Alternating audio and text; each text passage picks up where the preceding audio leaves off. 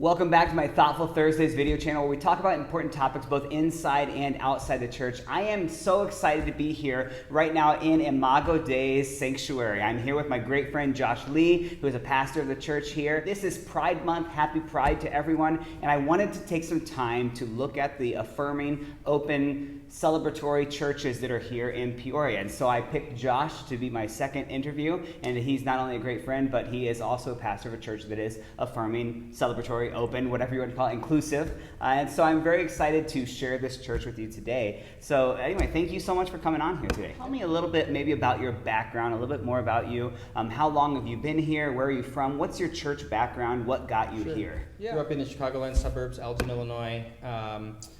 My grandma took me to church as a little kid all the time, and at 5 years old, I would always drag her to the front row because I wanted to be as close to the preacher as possible. Oh, yeah. So my grandma always knew I was going to be a preacher because when we'd come home, I'd break out a broken down music stand and preach whatever 5-year-old truths I had taken from the sermon that day. But then I stopped going to church when I was about 9, and my parents got divorced, and my life was sort of upturned.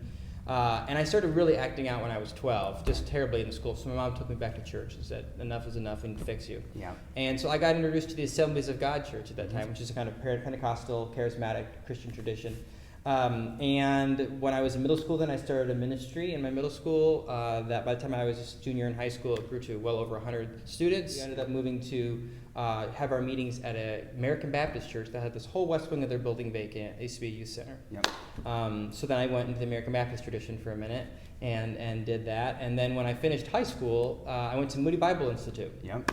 And so got my bachelor's degree there. And while I was at Moody, I began to realize, as I had a professor that believed the response to homosexuality was lifelong singleness and celibacy. Mm-hmm. And so freshman year of college at Moody, I went, I think that's what I'm supposed to do with my sexuality. Prior to that, in high school, I had been through reparative therapy 3 times, trying to change my sexuality. And so this idea of like, maybe I could just like be honest, but not act on my desires. Yeah. Maybe that's the saving grace. I graduated Moody. I moved to Kentucky, of all places, and I pastored an independent Christian church out there.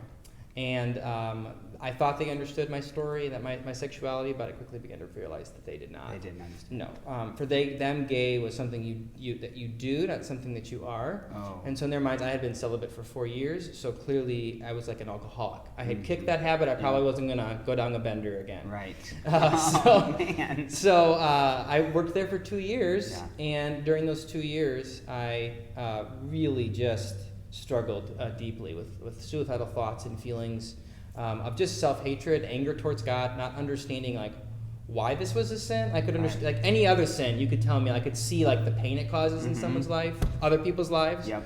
But this choosing to want to love another man, I just couldn't see it. So in 2015, I came out as affirming after studying gay affirming theology for over a year, stumbling upon it on Facebook. And some ways I would say Facebook saved my life. Yeah. Because I think they probably heard the algorithm, and Facebook was listening, and decided to put on my algorithm. We need to push some gay affirming theology onto his newsfeed. That's right. Because he's never heard I've got that down in my banner too. Do you? Yeah, so they know. They know. And that in many ways saved my life. Yeah. And I left that church and I went back to seminary. At Garrett Theological, and then after I graduated Garrett, I got ordained in the United Church of Christ. So as you can tell, I'm a mutt. I've been in lots of Christian traditions. Yeah. And then I moved here to Peoria to pastor Imago Dei, and I've been here for 2.5 years, and Imago identifies as an interdenominational church, which has been a great fit for me because clearly I'm interdenominational to all the traditions I've been a part of. Yep. I'm actually surprised because you are an out, proud gay man, a pastor of a church, and we haven't been struck by a lightning bolt yet. Not yet. So no, that light flickered in that far corner I saw. It was close. I kind of flinched. It was close. Obviously, I'm just joking with you. I've been trying through my video channel to help dismantle this kind of terrible theology that's behind what kind of suppresses and oppressive LGBTQ people inside the church, well, and outside the church as well. Sure. That's kind of what most of my video channel is about. Really that and justice issues. I really look up to you as someone who is like doing this stuff. Like you're actively in it, you're involved in it, and I look up to you as a friend and someone who's actively living that. You've got my platform right now, you've got some time, like what is it that we in the American church, maybe the American evangelical white church, what is it that we are missing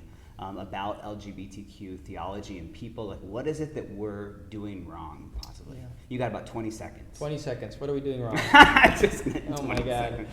You have as much time as you want. Thank you. I would say we're misunderstanding what you highlighted at the beginning. There is a spectrum for how people interact with the LGBT community in the church, right? There's the churches that are not accepting in any way. There's the churches that are accepting. There's the churches that are affirming, and there's the churches that are celebrating. Mm-hmm. Each church thinks that they've reached the pinnacle. Right. And there's always another step to go. There's always further you can go, because the society and the church and the culture hasn't been built for LGBTQ people. So, to be accepting, to define what that means in general, accepting is, you're welcomed in our pews, you are welcome to give, but you're not going to serve in our ministries, you're never going to be a pastor in denominations, we're never going to do your wedding in our churches.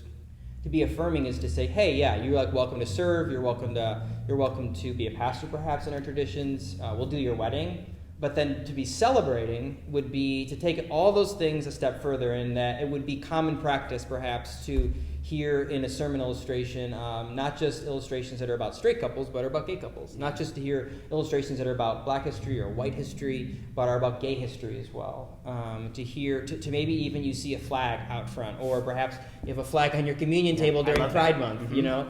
So that people in the congregation don't just feel tolerated or like you've etched out some space for them, but that you do know how to celebrate who they are and acknowledge their experiences. Yeah. You used the word tolerate, which I loved, because Ginny and Jonathan, who are at the Episcopal Church from last week's video, talked about how tolerance is not a Christian virtue, love is. Yeah. And I just thought that was such a brilliant statement, especially within the church. So I love that you're mentioning that. What does that actually look like right here in your church? Sure.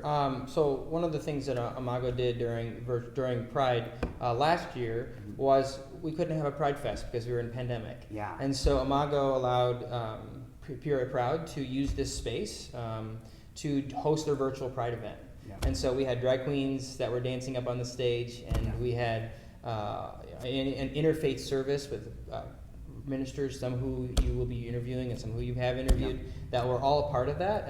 And we're going to be doing that again this year as there's another virtual Pride. So to create space where the clergy in the community, as well as the clergy of this church, celebrate that, to not be afraid to allow the LGBT community to use our building and our space, helps that to be celebratory. The thing that I remember that was most touching for me when I went to my first affirming church was that at Pride Month, as I mentioned earlier, with the communion table, there was a pride flag on the table, and there was a drag queen, and there was a transgender male that presided over the table. Two individuals who historically would have absolutely never been able to preside over the table of communion in the traditions I grew up in. And then they had a drag queen get up and do the children's story time in the church service. Wow. And I remember those two things in my mind vividly, because I remember us celebrating the culture of LGBTQ people in the church. That it wasn't just a far-off thing. I'm glad you did that on Friday night. Yeah. But it was, let's bring it into the church and allow you to bring your full self, just like we ask people who are accountants to help with finances, and just like we ask folks who are teachers to teach our classes. How can we ask folks in the LGBT community who use their careers, perhaps as drag queens, to bring those gifts here? I think that some of my viewers will probably be asking something like this, like for Pride Month, what is that all about? I know that I have some people definitely on, even family members, that might think like, why are you shoving that down our throats? Obviously, I'm not saying that. But what is Pride, and why should we be celebrating it? I think we should. I would say Pride Month is only necessary because we've been taught to be ashamed of ourselves, as the church has taught that, but the culture and society at large has taught us to be ashamed of ourselves. So you don't need to have pride unless you've been taught to be ashamed of yourselves. I mean, people who are in the heterosexual, straight culture, you've just been naturally taught to think that your sexuality is good and it's whole and it's beautiful and there's nothing wrong with it, right? We've been taught the opposite. I remember the very first time I marched in a Pride March in Chicago. And there was, as we neared the end of the march, Westboro Baptist Church was there, and they had signs, and they were screaming, and they were yelling just hateful rhetoric about how we were going to hell and we were terrible humans. You know the narrative. Yeah. But standing in front of them was 4 times as many people that had shirts on that said "Love is louder," and they had signs and they had megaphones, and they were screaming to us how we were loved, how we were beloved, how we were beautiful. There were just tears flowing down my eyes.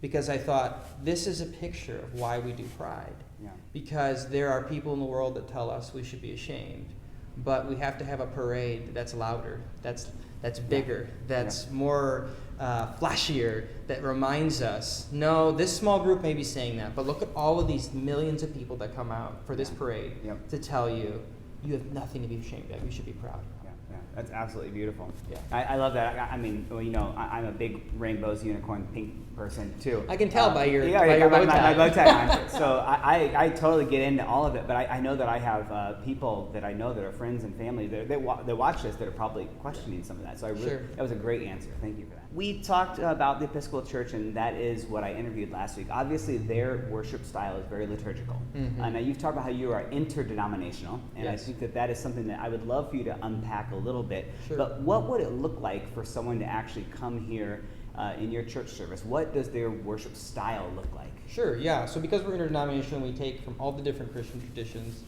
and practice a variety. So some of the things we do are very traditional.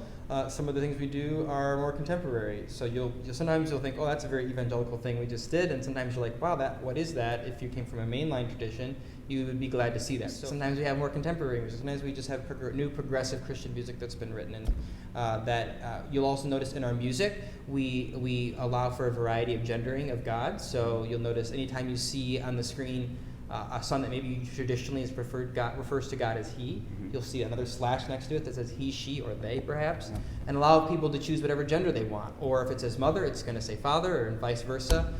So we allow that diversity that we think is important in celebrating the different traditions and expressions of God. Also, follow the liturgical calendar, and so we observe Lent and Pentecost and Advent and these types of seasons of the church that sometimes in certain traditions maybe you just celebrate, just Easter or just Christmas, but not the holidays leading up or whatnot. So we try to have that cadence in what we do. While at the same time, one of the things that's unique about Imago is we have the scripture reading, and then after the scripture reading, we open it up for discussion for the whole congregation before the sermon. So people can say, man, when I heard this read in the scripture, like it really triggered the way it was taught to me as a child this way, and it really caused a lot of damage. Because if I'm the only voice speaking into it, then you just see my view of the text, my lens. And so that's really, I think that's one of the best ways that we highlight all the different traditions and perspectives that people bring. I've got to imagine for you that feels like you're juggling a lot of balls in the air. I have to imagine that that's hard because you have people that come from different backgrounds that want church to look like what they're used to. Yes. And I imagine that's very difficult. How do you kind of deal with that? Yeah, I would say we deal with it by what Brian McLaren would call the generous orthodoxy. Oh, I love that book. It's a call to be generous listeners and generous sharers. So to be able to say when somebody's sharing, I'm gonna listen to them with generosity to realize I may not agree with everything they're saying. I may chew on the meat and spit out the bones, or it may all be bones to me. But you know what? For that person, that's where they are, and that's what they think, and that's what they believe. And I'm going to respect that. Right. And then also for the person who is sharing, to be generous in the way they share. That as they share, they're not demonizing and playing down other people's beliefs. And to be able to share your beliefs in a way that isn't on the defense, but is on the offense. What I mean by that is that some people get up and they tell you, before they ever tell you what they believe, they want to tell you 9 things that they don't believe anymore that they used to believe. And those 9 things may be beliefs that some people in the room have. Right. Just get up and share what you believe. And sometimes it can be helpful to say, I used to think this and now I think this. But there's a way to do that that is honoring to the people in the room who may still believe what you don't believe anymore. Obviously, I know that you get pushback from people. Pushback from probably family members, friends, church members, people who have left and are long gone. How do you deal with that pushback? I imagine that it has to be hurtful. People have probably said things to you. And I just want to know, what would you say to us today about that? When I first came to Imago, it was challenging and difficult because the church had been on a journey of becoming affirming. The church was not started as an affirming faith community. But they took a journey there. And like I described earlier, it's a spectrum. And so a church may be at affirming, and the moving from affirming to celebrating, which is what I would say we are now, that's a hard growing pain. Hurtful things are said, hurtful expectations are projected, and not even consciously, right? And so I carry some of that still at times. One story particularly, I can remember my first Pride Month here at Imago. I wore a shirt that had said Pride on it, had a rainbow, and I preached in it because I thought that would be acceptable to everybody, you know. And it was the first time I really realized the church wasn't quite at celebrating yet as they are now. because the individual came up to me afterwards and said, that shirt's really in my face. And I remember having a conversation with that individual and just saying, I know that this shirt makes you uncomfortable because you're not sure where you're at yet with this topic of LGBTQ affirming or accepting or moving to this place of celebrating. I said, but I just want you to know, right now at that point in my life, I was a single man. Yeah. And I said, when I have a partner one day, and that partner stands with me on the front pew, and perhaps I hold their hand during worship, or if I have a child and I reach down and give them a kiss on their head before I go to preach, how are you going to handle that? That's really going to be in your face. Yeah. How are you going to navigate that? Because this shirt is nothing compared to a physical symbol. I don't have a child yet, but I do have a partner now. He stands with me on the front row on a Sunday morning. He's adorable. Thank you. Yeah. I think he's pretty cute too. Yeah, pictures are adorable. Yeah. And I think about hurt and pain in the church. I do think about that story because it was a hard moment because I felt like I had to advocate for myself. Mm-hmm. I felt like I had to defend my own existence as I am in the church. Right. When I came to the church, one of the things I said when I was interviewing was, I don't need everyone to accept my sexuality. I don't need everyone to be affirming. Because even if everyone in this church as today was affirming, there could always be someone that walks in that door that wants to be a part of our church but hasn't taken that journey yet of being affirming. So we need to always be open and willing to dialogue and create space for people who just aren't there yet. But we shouldn't have to water ourselves down to get there. Particularly if we're a church that's already moved to the place of celebrating, like I would say we are. It's important. We don't want to regress in order to make space for somebody who's not quite where we are, but create space for them where they are. Mm-hmm. So for our viewers, just tell me something that's completely random about you that they might not know. Maybe even people here in your congregation don't know about. Sure. I'm not the most butch person in the world like Derek Himmler that you interviewed. Yeah. I don't like drinking beer. I don't want to camp because I want to shower. But I did play baseball. Okay. I did play baseball. I did play baseball as a kid, and my best attempt was not good enough because I couldn't hit the ball. I just couldn't do it. So my coach came to me one day and he said, Josh, if you want to be a good member of this team and want us to help us win and people to like you, there's another thing you can do besides hit the ball. And I said, what? And he said, you let the ball hit you. No. So I became the team walker, basically. When we needed a good walk, I would go up and I would get hit with the ball. And eventually got to the point where, I had had too many bruises and my mom caught on that she pulled me out of it. So at my best attempts to be butch and to be, culturally masculine, I couldn't do it. So I just gave up on sports, and I love shopping and decorating, embrace fully who I am. Yeah, perfect. Well, I see the pictures of your house, and it's absolutely gorgeous. Thank you. You've got an eye for it, definitely. That's kind. I imagine there are people watching this right now that are interested in coming to a service here. I've got to think, and I want to come on Sunday just in case people want to come and visit potentially. Sure. Will you tell us a little about your service times? Where are you? How do they get into the building? Sure, yeah. Can they bring coffee? Is there coffee? Like things like that? Sure, yeah. So we're on the corner of University and Gale. At 2221 North Gale Avenue, Imago Dei Church. You can Google us and find our website and whatnot. But our services are at 10 a.m. Right now, we are at 120 people capacity due to COVID. But basically, you can show up because we have not reached our 120 maximum with people in person. So you don't have to reserve a seat. You can just show up at 10 a.m. on a Sunday. We are masked at this time, but we're not doing coffee in the sanctuary or anything like that. So.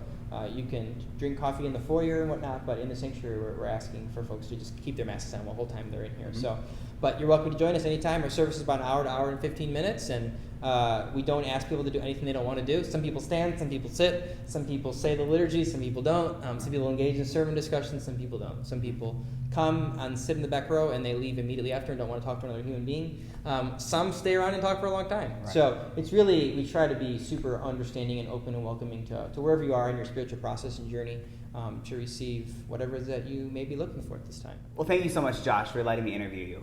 It's an honor. I love being here in your sanctuary. This is my first time actually here. I've been watching online, but it's great to actually be here in person and get to see the place. So if you're watching and you want to come check it out with me on Sunday at 10, I'll be here and you can come watch with me. Thank you, viewers, for watching. Once again, we'll be back here next week. We're going to be doing, one of my friends named Deb, she's going to be doing the interview, and it's Presbyterian Church. So you guys will be excited about that. I'll see you back here next week, same time, same place. Bye.